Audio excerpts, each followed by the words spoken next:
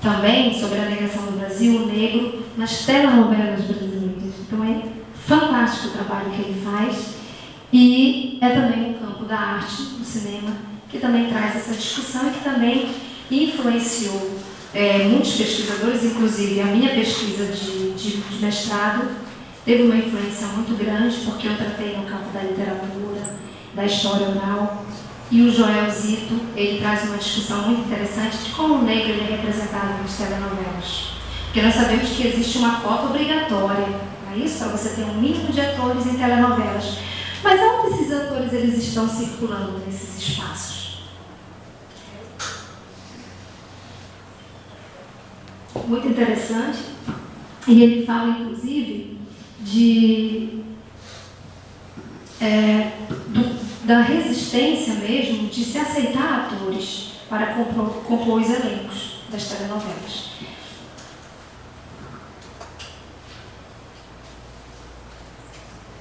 E no campo político, então nós temos a Frente Negra Brasileira, que também, na década de 1930, ela foi um diferencial para os negros brasileiros. Então isso influenciou na formação de uma intelectualidade atuando no campo da política mesmo, né? Como deputados, isso, pessoas que estiveram ali, e o que hoje, por exemplo, nós temos muitos projetos e políticas aprovados assim, com relação a esta temática, nós devemos a esse histórico, né? Dessa atuação ali mesmo, sobre essas decisões na construção de políticas sociais, políticas educacionais no Brasil. E o movimento negro. Então, aí o movimento negro, ele tem um papel tão estruturante na formação de intelectuais, e todo o legado e toda a contribuição que ele deu para o desenvolvimento desta temática nas academias. Então ele, vejam só, eu coloquei ali vários círculos, porque foram todas essas ações e foram todos esses agentes que circularam em todos os campos, em vários campos, e que estiveram muito ligados ao movimento negro. Então, temos professores de educação básica, universidades, escritores e poetas, pesquisadores, profissionais liberais, sindicatos, políticos, movimentos sociais. Então, vejam só, esse legado todo, né, que ele deixou, na verdade, a partir das suas primeiras atuações, que ele ainda existe, das suas primeiras atuações, foi a possibilitar a formação, né, a consciência de que essas pessoas elas deveriam estar em espaços estratégicos para tomar e dar direcionamento a decisões tão importantes e tão diferenciadas para se tratar as questões raciais no Brasil. Então, por exemplo, os primeiros professores que adentraram as universidades e que trataram sobre a temática de relações raciais, eles vieram desta formação. Então, as primeiras pessoas que criaram os núcleos de estudo e pesquisa, eles vieram desta formação. Então, isso não pode ser jamais invisibilizado. Tá? Bom, aí nós vamos adentrar na categoria produção de conhecimento. É importante pensar que a produção do conhecimento, ela se deu, primeiramente, fora do espaço da academia. Né? Ela não foi assim, porque a produção da pesquisa hoje, predominante no Brasil, ela está na pós-graduação. Então, assim, o que foi que eu fiz? Na verdade, eu fiz um agrupamento de alguns teóricos que eles têm algo em comum. E o que é que eles têm em comum? Nesse grupo de teóricos, eu destaco a identificação de dois pressupostos. O primeiro é que eles afirmam que no Brasil existe muita mobilidade racial. Ok? E a segunda é que eles afirmam que há uma permeabilidade na estrutura social para os mestiços, na razão direta do seu grau de branqueamento, que indica, no caso, a distância da condição alta, da condição de ser escravo. O que eles afirmam, por exemplo? Que a questão de classe ela está sobreposta à questão racial. É isso que eles vão dizer. Então, se houver um branqueamento da população e se essas pessoas tiverem acesso, né, a esses bens materiais, o preconceito e o racismo ele quase que não existe no Brasil. Então, essa é a primeira compreensão que se tem. Então, se você for branqueando e se você for dando oportunidade de trabalho, a questão do racismo ela desaparece. Porque a ideia que se tinha, a partir, por exemplo, do Arthur Ramos, Donald Pilson, Tales de Azevedo e Charles Wade, é que, como eles observavam essa aparente mobilidade social de mestiços e mulatos, como eles vão destacar, em cargos importantes, eles vão falar assim, nossa, eles vão responder ao projeto Unesco. Nós não temos problemas raciais no Brasil. Vejam só, as pessoas aqui elas têm acesso. Ok? Então, essa é a primeira compreensão que se tem. Aí nós vamos para a terceira corrente teórica. Esses teóricos, eles vão dizer que existe sim discriminação e preconceito no Brasil, só que existe uma especificidade. Eles não vão ser tão heterogêneos, mas eles vão chegar a esse ponto comum, que é a identificação de que existe sim preconceito no Brasil. Só que existe determinadas especificações, como por exemplo, o professor Horácio Nogueira. Ele vai fazer uma diferença muito importante, que é sobre o preconceito de marca, né, e de origem. Então ele vai dizer assim, não podemos entender a mesma lógica das relações raciais nos Estados Unidos da mesma forma que nós vamos compreender no Brasil. Há uma diferença, ok? Porque no Brasil você vai discriminar e você vai categorizar as pessoas pela aparência. Nos Estados Unidos não, basta uma única gota de sangue africana que você já vai ser colocado em situações de discriminação, porque aquela ancestralidade vai falar mais alto. Por mais que você tenha 0 de melanina, não interessa. Então vejam só, a compreensão lá é o quê? É ancestralidade, é origem. No Brasil é outro, é de marca, é de cor, são os fenótipos, são aquilo que eu vou identificar no corpo das pessoas. Então essa é uma diferença extremamente importante. Por isso que ele vai dizer, o Horácio, que aqui existe uma discriminação, mas ela tem algo muito particular e singular. A terceira corrente de teóricos, que é do Carlos Rasenbaum e do Nelson do Vale, eles vão demarcar, nossa, uma diferença muito grande. Mas o Carlos Rasenbaum, por exemplo, ele só consegue demarcar essa diferença porque antes ele teve os estudos do professor Florestan Fernandes. Então, não podemos esquecer sempre esse legado de conhecimento. Mas qual é a diferença? Eles vão se debruçar sobre os efeitos do preconceito racial a partir dos dados do IBGE, do PNAD. Então, vamos ver como é que estão essas duas categorias. Como é o acesso deles à educação? Como é que eles estão no status de emprego na sociedade brasileira? Então, eles vão se debruçar sobre esses dados para avaliar o efeito do preconceito racial no Brasil.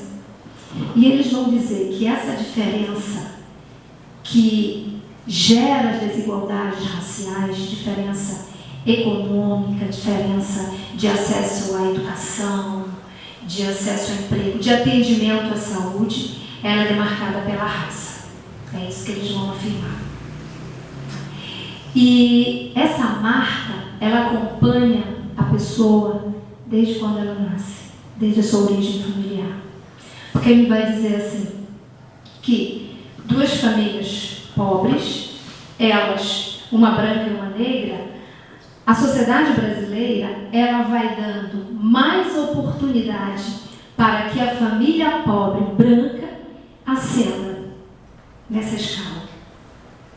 E a família negra ela vai tendo menos oportunidades por vários mecanismos de discriminação e de preconceito. Um dos estudos interessantes da professora Eliane Cavalero, por exemplo, que ela foi se debruçar sobre as taxas de exclusão de crianças e adolescentes em São Paulo. Então, ela identificou que o maior número de crianças e adolescentes que estavam fora da escola eram crianças negras. E ela fez uma pergunta: por quê? E o estudo da professora Eliane, ele faz uma diferença porque ele vai estudar o cotidiano escolar. E ela foi para dentro das salas de aula, para dentro das escolas, e conversou com a família dessas crianças para conhecer toda essa lógica. E ela identificou que essa lógica de discriminação que está nessas ações, por exemplo, em sala de aula, quando a professora chega e dá um beijinho tão carinhoso na criança branca e ela ignora a criança negra.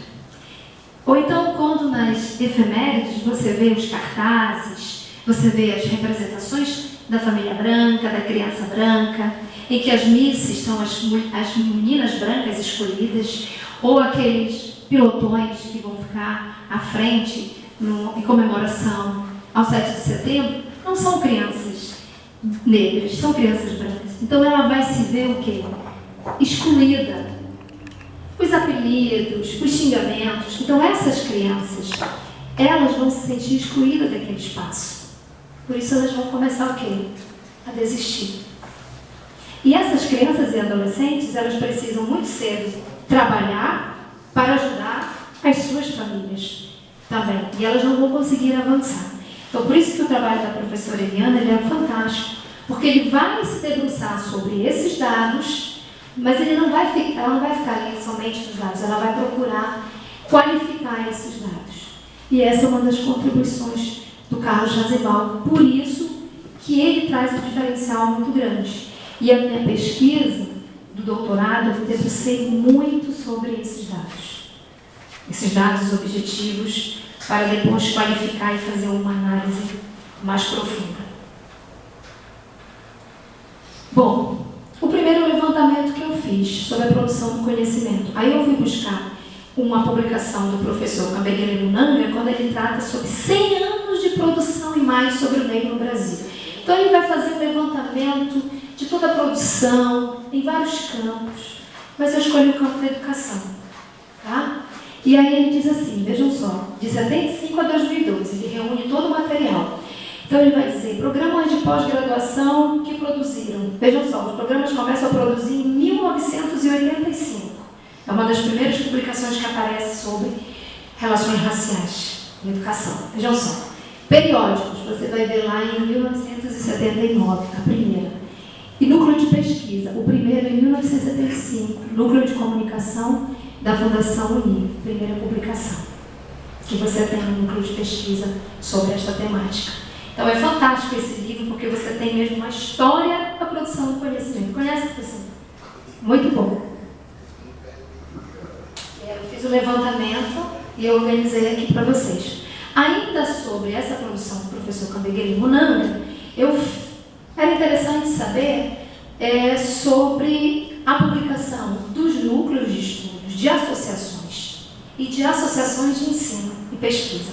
Então vejam só, Núcleo de Estudos Negros de Florianópolis, a primeira começou em 1995 e até 2000 foram 41 publicações. Aí você tem a Associação Cultural Bloco Carnavalesco Pileaie, Salvador, a primeira em 89, e aí ele faz essa organização até 2000. A AMPED, a primeira da AMPED, foi em 1995, apenas 9. Então, o total aí até 2002 foram 53 produções.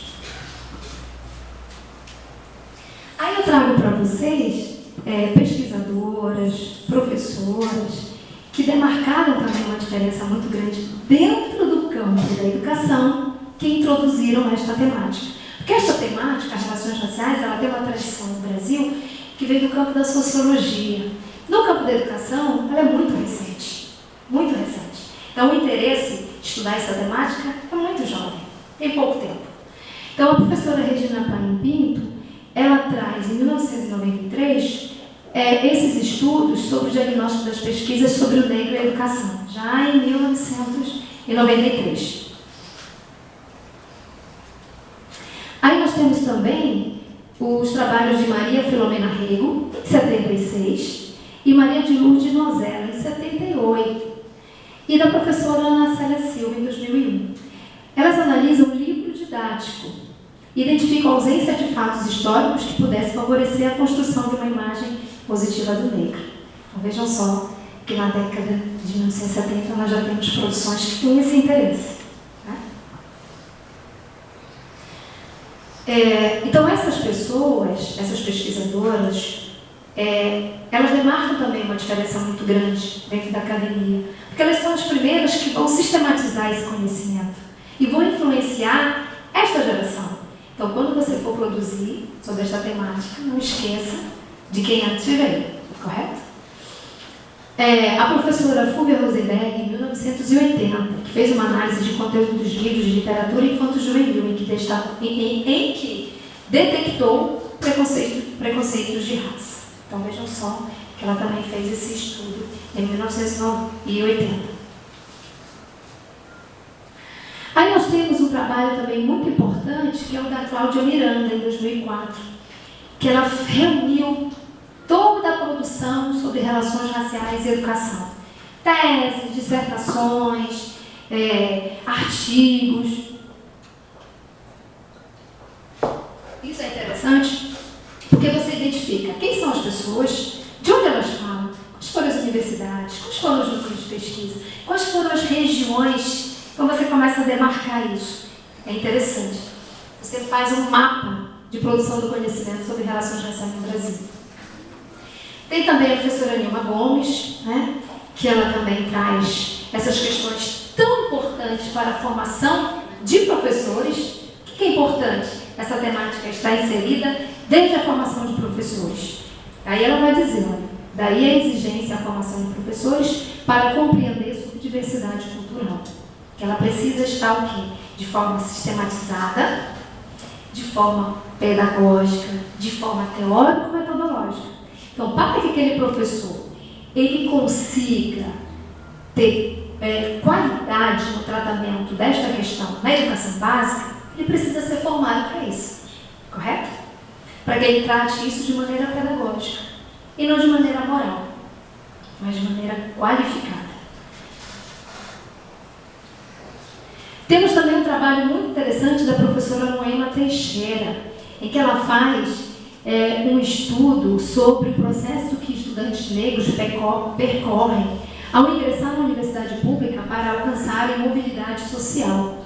O enfoque de Teixeira, como poucos, constrói como objeto de análise a relação raça, mobilidade social e ensino superior. Então é um dos primeiros estudos também que trata sobre isso. E ela vai dizer assim: não pensem que porque você vê negros e negras nas universidades, que nós já podemos pensar que o Brasil está mudando. Mas não, por quê? Eles estão nos cursos de menor prestígio, nos cursos de licenciatura. Eles não estão nos cursos de maior prestígio. Você não vê nos cursos de medicina, nos cursos de direito. Então ela faz esse apanhado muito interessante e que mostra exatamente isso que nós devemos pensar desse acesso ao ensino superior. Quais são os cursos? E na sua maioria, nós temos mais mulheres do que homens. E temos também o trabalho da professora Vilma Coelho, que esteve aqui na conferência de abertura. Ela também é uma das primeiras pesquisadoras que vai falar dessa importância dessa temática na formação de professores, e ela fez um estudo sobre a formação de professores do Pará, da escola de aplicação, que hoje é a escola de aplicação da UFPA, na verdade dos cursos normais. Ela fez um estudo sobre a década de 60, 70 e 80. Então, da formação desses professores que iriam atuar na educação básica. Então, ela vai dizer assim, que os negros e as negras, eles estavam ali apenas de corpo presente, porque a cor e a raça ela estavam ausentes. Ausente na formação, ausente nas práticas dentro daqueles espaços. É fantástico também esse trabalho dela. e sobre pesquisas contemporâneas, pesquisas na contemporaneidade. Então, o que eu fiz um levantamento para mapear aonde estão os núcleos de pesquisa no Brasil. Então, na região norte, nós temos aí 9, e aí eu fiz uma divisão aí, no caso, por estado, nós temos 9 núcleos.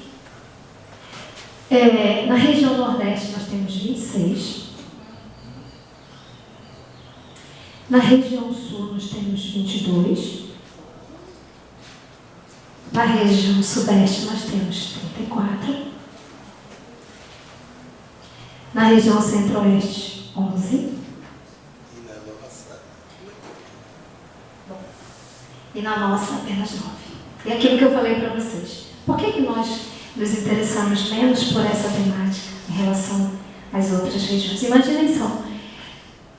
Depois da obrigatoriedade da Lei 10.639 de 2003, foi feita uma pesquisa para se investigar, depois de várias ações de formação, para se investigar, por exemplo, qual foi o conhecimento que os professores de educação básica apresentaram sobre esta temática, relações raciais. E a região norte foi onde apresentou menor conhecimento. E a região sul e sudeste, maior conhecimento.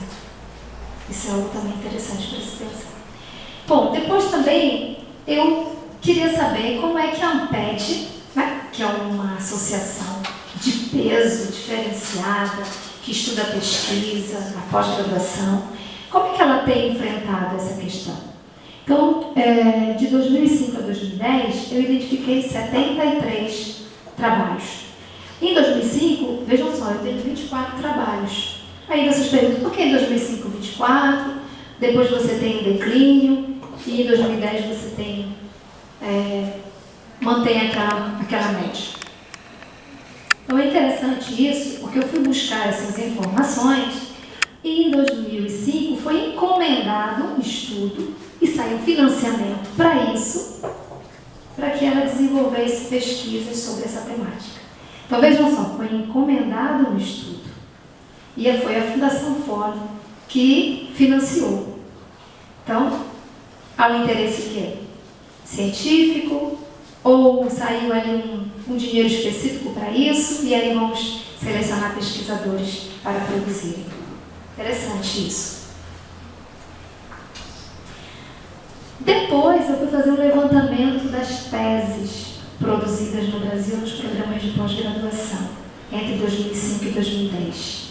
Fiz o levantamento de todas as regiões, de todas as universidades. Então foram produzidas 2.017 teses entre 2005 e 2010. Esse levantamento eu fiz no ano de 2011. Então aí você tem, por exemplo, a região norte, sem nenhuma publicação, mas é porque em 2011 o programa de doutorado da UFPA ainda era muito recente e as pessoas ainda não tinham defendido teses sobre educação, correto? Sobre educação. Mas vejam só, o Sudeste foi quem mais aparece como uma região, né? E também por ser uma região que tem o maior número de programas de pós-graduação em educação. Então eu fiz esse levantamento, foi mais ou menos uns 6 meses que eu fui lá, cada universidade, cada programa, lá do trabalho. Mas eu gosto disso, porque eu gosto de materializar aquilo que eu vou afirmar. Dessas 2017, apenas 36 trataram sobre esta temática. Então, você tem de 2005 a 2010, e você tem por região brasileira. Região Norte não produziu nada, região Nordeste 11, Centro-Oeste 1, Sudeste 18 e Sul 6. A minha tese defendida agora, em agosto, e mais 2 colegas minhas do mesmo programa, foram as primeiras na região Norte, de um programa da região Norte, que trataram sobre esta temática. Então, eu já estou fazendo história, né, professor? Tá bom isso, né? Então, foram as primeiras que trataram na região Norte. Então, se alguém for dar continuidade a essa minha pesquisa, né, fazer um balanço, então ela já vai identificar. Então, foram as primeiras, da professora Rosângela e da professora Raquel. Todas do Núcleo Gera, todas orientadas pela professora Vilma Bahia Coelho, programa de pós-graduação em educação. Então foram as 3 primeiras. Tá? Então, a região norte já não está mais 0, que bom, né? Está 3. E essas teses, no caso, eu destaquei, foram 36, mas eu destaquei apenas 28, porque nem todas estavam disponibilizadas na íntegra. Então, eu peguei 28 que estavam disponibilizadas na íntegra, para que eu pudesse adentrar no corpo dessas teses. Então, eu destaquei os temas mais estudados nessas teses. Então, você tem ali políticas públicas, 13. Então, dessas 28 que eu consegui adentrar, então em 13 delas você identifica o tema políticas públicas e você tem aí uma série de temas como raça, classe, gênero, a própria lei 10.000, ensino, formação de professores, diversidade, identidade afro-brasileira, identidade negra, movimento negro, educação de jovens e adultos, religião, subjetividade, pesquisadores negros.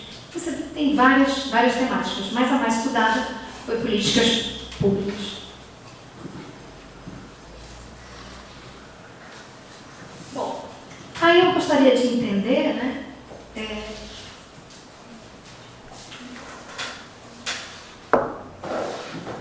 Quem são esses pesquisadores que produziram entre 2005 e 2010?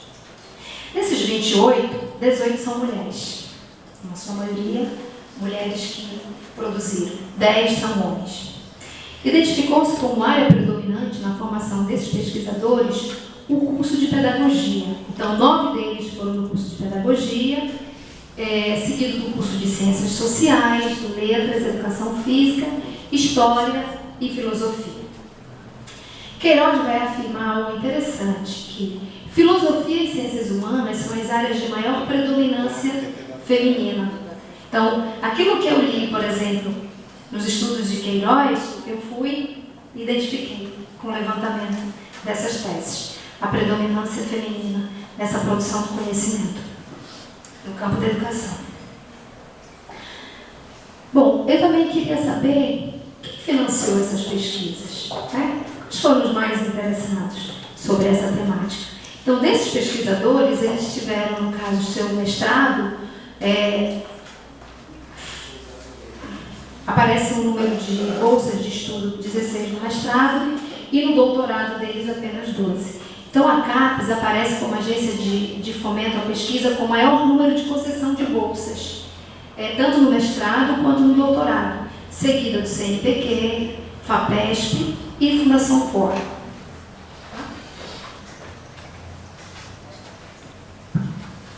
Então, a respeito desses profissionais, aonde eles estão? Para onde eles foram? Então, 23 professores desses 28, 23 são do ensino superior e estão em universidades federais. Um gerente, um coordenador, 3 professores de educação básica. Então, eu fui buscar o Plano Nacional para a Pós-Graduação e diz assim: o destino profissional dos egressos dos cursos de pós-graduação acontece na seguinte ordem. Os doutores foram absorvidos, na sua maioria, pelas universidades, os mestres atuam nas universidades, na administração pública e em empresas privadas. E realmente essa afirmação do plano, né, ela está, vamos dizer assim, eu identifiquei isso no levantamento que eu fiz.